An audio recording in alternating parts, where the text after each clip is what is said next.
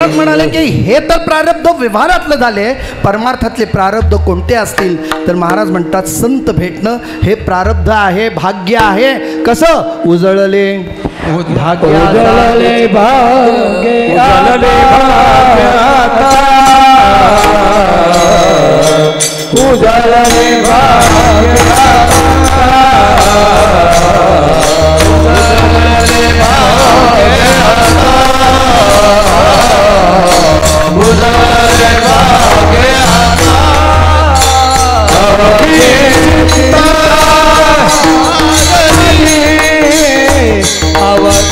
चिंता वारणे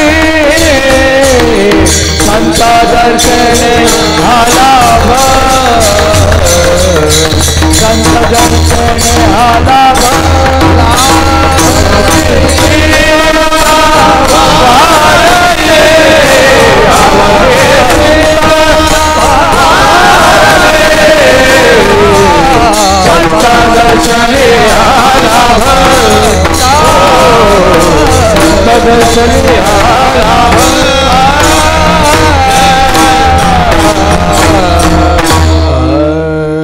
पहिल्या मुद्द्यावर येतो.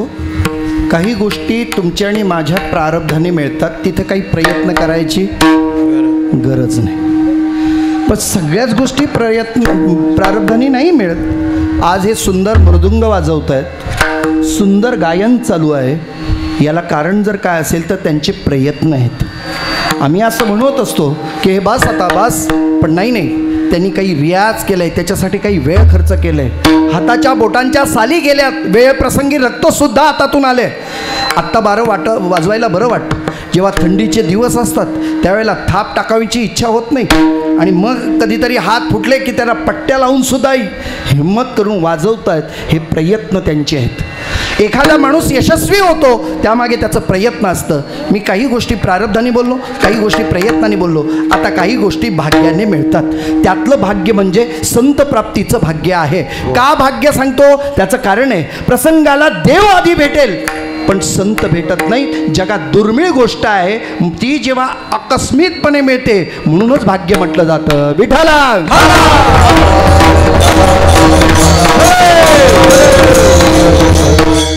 तुम्हाला बघायचं असेल तर मी दाखवून देतो.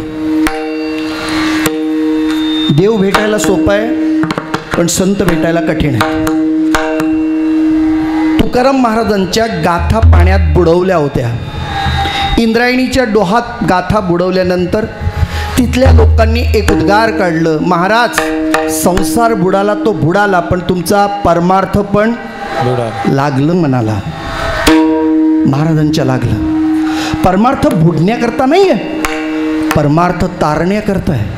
परमार्थ बुडाला म्हणजे त्याच वेळेला अनुष्ठान निश्चक्र उपोषण केलं, आणि 13व्या दिवशी आपल्या सगळ्यांना माहिती आहे काय झालं.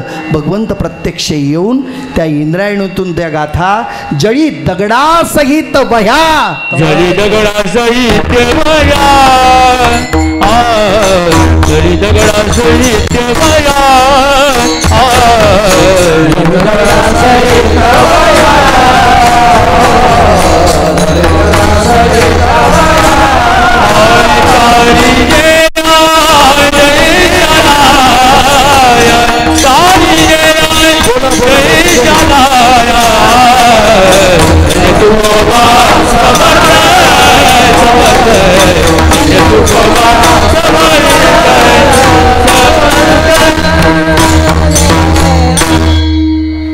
जसा तुम्हाला मोह आहे तसं मला पण मोह आहे.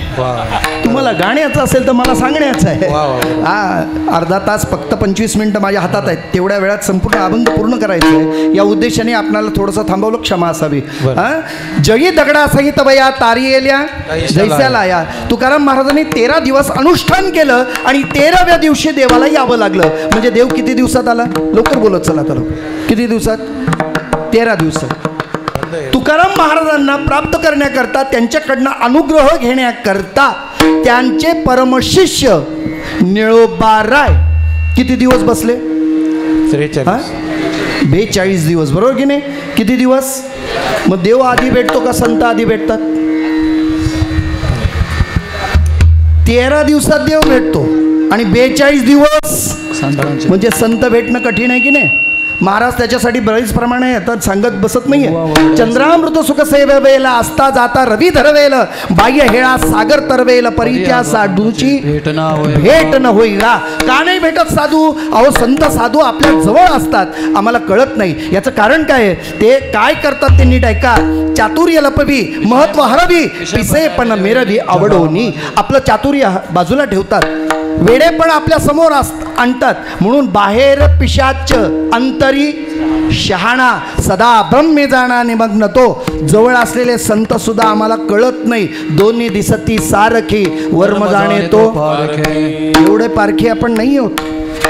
असते तर आपल्याला कदाचित संत कळले असते, पण आम्ही आमच्या दृष्टीने पाहतो. संत आम्हाला कधीच कळणार नाहीत, कारण संत भेटणं हे सुद्धा पुण्याईचा परिणाम आहे. जोपर्यंत पुण्याई आपल्या गाठीशी येत नाही तोपर्यंत संत भेटत नाही.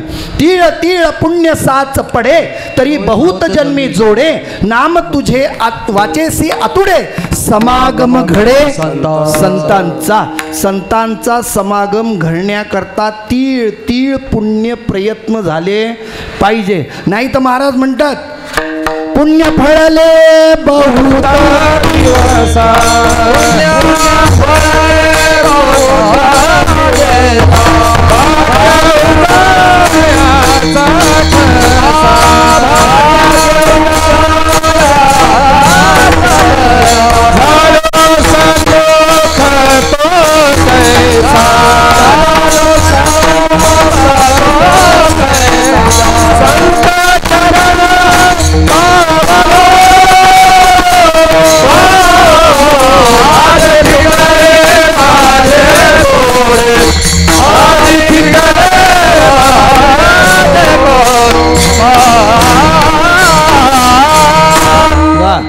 पुण्य फळले बहुत दिवसा, भाग्य उदयाचा बोला परत, भाग्य उदयाचा ठसा. आजचा अभंग काय आहे? भाग्याचा. बस एवढं तरी कळलं, भरपूर झालं. उदय प्राप्त होणं म्हणजे उदयास येणं, यासाठी भाग्य असावं लागतं. जेव्हा भाग्य आपल्या गाठीशी असतं तेव्हा अशी थोर मोठी माणसं आपल्याला प्राप्त होतात. जगद्गुरू तुकोबाराय म्हणतात माझं पुण्य होतं पण ते फळाला आलं. पुण्य असून फळाला येणं म्हणजे काय आपल्या व्यवहारात कळेल का? सांगतो तुम्हाला. माझ्याकडे माझ्या मुलीचं लग्न करायचं आहे, मला एक 10-12 लाखाची गरज आहे आणि माझे पैसे इतरत्र गेलेले आहेत. कुणाकडे 50,000, कुणाकडे 60,000, कुणाकडे 1,00,000, 2,00,000. पण जेव्हा लग्न करायची वेळ आली मी प्रत्येकाकडे हात पसरले पण कुणी मला पैसे दिले नाही. ते म्हणाले देतो महाराज, अजिबात 1 रुपया ठेवणार नाही. पण उपयोगाचे आहेत काय होते? 10-12 लाख बाहेर आहेत, ते उपयोगाचे नाहीत. म्हणून पूर्व पुण्य जरी होती सानकुळ, अंतराय मूळ नुपजे ते. तुकोबाराय म्हणतात माझं पुण्य होतं इथपर्यंत सत्य आहे. तुका म्हणे होता तो या भावा सापडला. आणि मग माझं भाग्य उदयाला आलं आणि काय प्राप्त दिसत आहे माझ्या समोर दिसतंय ते हे जोडी संत पाय. काय जोडतायत तुम्ही ऐकता ना सगळे? ते हे जोडी संत पाय. याचा अर्थ ते हे संत मला प्राप्त होत आहेत. आता ते हे संत कोणते असं जर विचार केलं तर मी संतांचे 3 वर्ग करतो काहीशा कळण्याकरता. पहिलं संतांचं वर्ग असा आहे जीवाचं संत होणं, दुसरा वर्ग आहे संताचं संत होणं आणि तिसरा वर्ग आहे देवाचं संत होणं. विठाला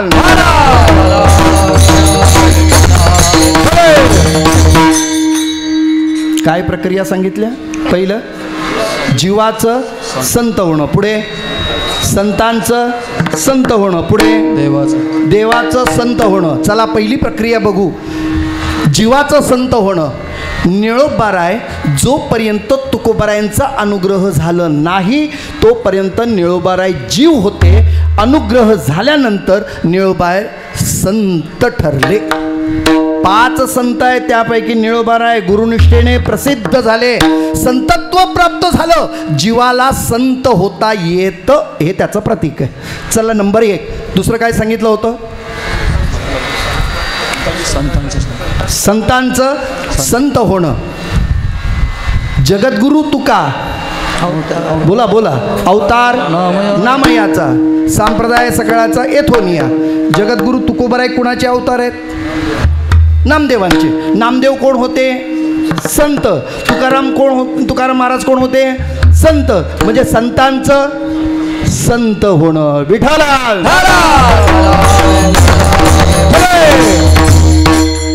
दोन प्रक्रिया संपल्या. आता तिसरी प्रक्रिया सांगितली. काय? देवाचं संत होणं.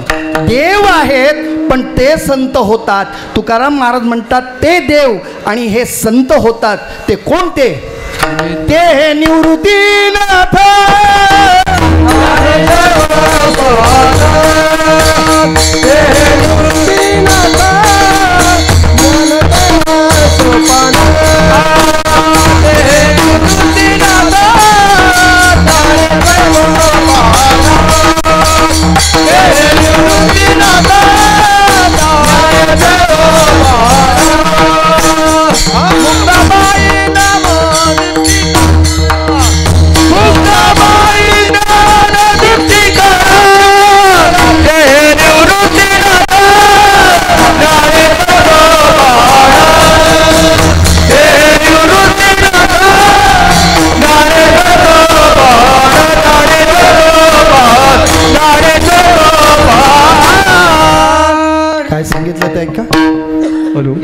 कोण आहेत?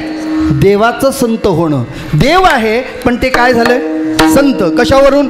लोपले ज्ञान जग एका नेणाती कोणी अवतार पांडुरंग.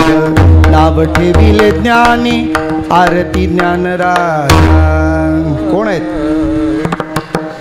सदाशिवाचा अवतार, स्वामी निवृत्तीदातार, महाविष्णूचा अवतार, ब्रह्मा सोपान तो झाला, आदिशक्ती मुक्ताबाई. ते हे जोडी संत पाय. संत प्राप्त होण्याकरता असे संत मला प्राप्त होत आहेत आणि असे संत जेव्हा मला भेटतायत, मिळतायत, प्राप्त होत आहेत, सिद्ध होत आहेत, त्यावेळेला मी क्रिया करणार आहे. त्या संतांच्या पुढे काही करणार नाही. एकच करेन. काय? अभंगाचं द्वितीय चरण.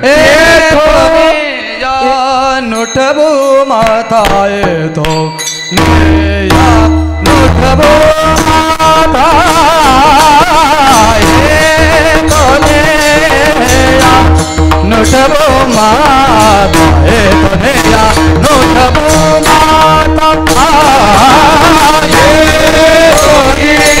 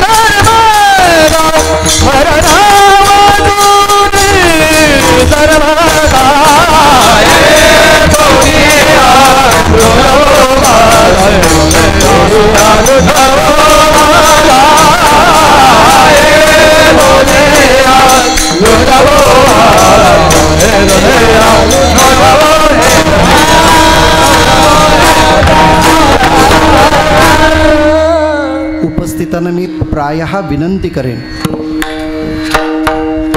जी व्यक्ती आपल्याला माथा टेकण्याचे योग्य असते त्याच्या पायावर फक्त आणि फक्त माथा टेकवा, माथा लावू नका. काय बोललेलं कळलं का तुम्हाला? बरं. जे श्रद्धेय असतं तिथं फक्त आपला माथाच टेकवा, तिथं माथा लावू नका. आणि जिथं माथा लावायचा आहे तिथं माथा टेकवूच नका. विठाला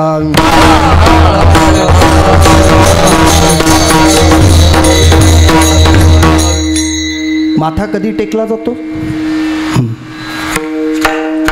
तुकाराम महाराजांनी ज्ञानोबरायांचं वर्णन करताना मज पामर आहे काय थोर पायची वाहन पाय बरी श्री संतांची या माथा चरणावरी. नीट ऐका, माथा का, हात का नाही म्हटलं, पाय का नाही म्हटलं, अंग का नाही म्हटलं, माथाच का. शरीरातलं मुख्य भाग जर कोणता असेल तर माथा. शरीराला जास्त महत्वाचं काय आहे? माथा. ज्याला माथा आहे त्याला समाजात किंमत आहे. कळतंय ना तुम्हाला? हा माथा म्हणजे काय आहे तोही ऐकून ठेवा. या शरीरातला महत्त्वाचा भाग आहे माथा. का? त्याचं कारण सांगतो. एक 2-3 प्रक्रिया म्हणून तुम्हाला सांगतो. पहिली प्रक्रिया अशी आहे, या देहामध्ये असणाऱ्या 9 द्वारापैकी 7 द्वार माथ्यामध्ये. 2 डोळे, 2 कान, 2 नाक, किती झाले? 6 आणि 1 तोंड, किती झाले? 7. शरीरातल्या जास्तीत जास्त कुठं आहे तर आता तरी कळलं ना? बस चला आणखी सांगतो. पंचविषयाचं ज्ञान या माथ्यात होतं. शब्द, स्पर्श, रूप, रस आणि गंध. शब्द कशाने ऐकता? बोला लवकर. कानाने. म्हणजे इथंच आहे इंद्रिय. कशात आहे? माथ्यात आहे की खाली घरामध्ये आहे? माथ्यात. शब्द, स्पर्श, गालाला हात लावलेलं कळतं, म्हणजे ही क्रिया झाली. पुढे रूप कशाने बघता? कुठं आहे ते? एवढं तरी बोलत चला. माथ्यात. हां, रूप कुठे बघायचं आहे? डोळे. डोळे कुठे आहेत? माथ्यात. पुढे रस, जीभ कुठे आहे? माथ्यात. गंध कशाने कळतं? नाकाने. नाक कुठे आहे? माथ्यात. मग सगळं चरण कुठं आलं? माथ्यात. मग देवा संतांच्या पायावर काय ठेवावं? माथा. विठाला. अजून एक तिसरी प्रक्रिया सांगतो. माथाच का? त्याचं कारण काही आहे. बरीच प्रक्रियांचे विधान आहेत, एवढा विस्तार मला करायला वेळ नाही, मी तिथे थांबतो. प्रक्रिया तिसरी महत्त्वाची काय करतो? व्यवहाराच्या दृष्टिकोनातून सुद्धा एखाद्या 2 पोलीस चौकीच्या बाँड्रीवर एखादा अपघात घडला, कोणत्या पोलिसाची जबाबदारी, कोणत्या पोलीस चौकीची जबाबदारी आहे, कशावर ठरतं? त्याचं शरीर मध्यावर पडलं असेल, माथा ज्या दिशेला असेल ती केस त्यांच्याकडे जाते. एवढं तरी कळलं आता तुम्हाला? कशावर ठरलं आता? बोला लवकर चला. माथा. म्हणजे शरीराची, माणसाची ओळख सुद्धा त्याच्या माथ्यावरून कळते. म्हणून इथं महाराज म्हणतात सर्वश्रेष्ठ जिथं आहे ते माथा मी कुठं ठेवीन? त्यांच्या चरणावर. म्हणून एथोनिया नुठवू माथा, म्हणजे सर्वस्व मी त्यांना अर्पण करेन. इतकंच नाही, मरणावाचोनी सर्वता निर्णय इथपर्यंत घेतलाय.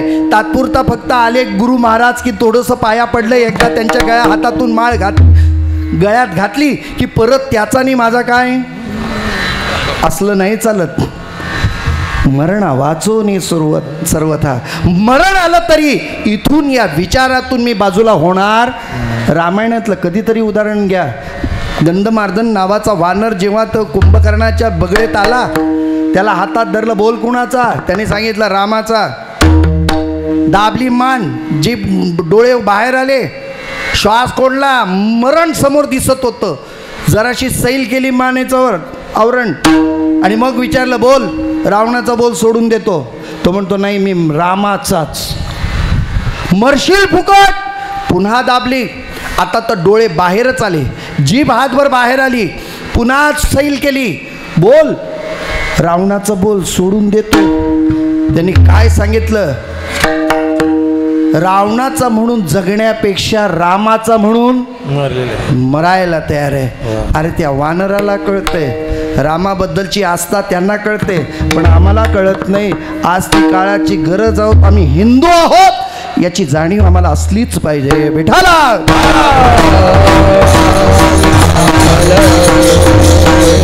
महाराज मरण आलं तरी तिथून बाजूला होता कामा नये. आणि असं जे मी एकदा का त्यांच्या चरणावर विनम्र झालो तर मला काही लाभ मिळणार आहे. आणि हे लाभ मिळण्याकरता मला तिथं कायमचं राहण्याकरता हे म्हणा तुझं साह्य झालं म्हणून तू आता कसा हो. अभंगाचं 3रं चरण. होई बालकट, होई बालकट, होई बालकाट होई बालकाट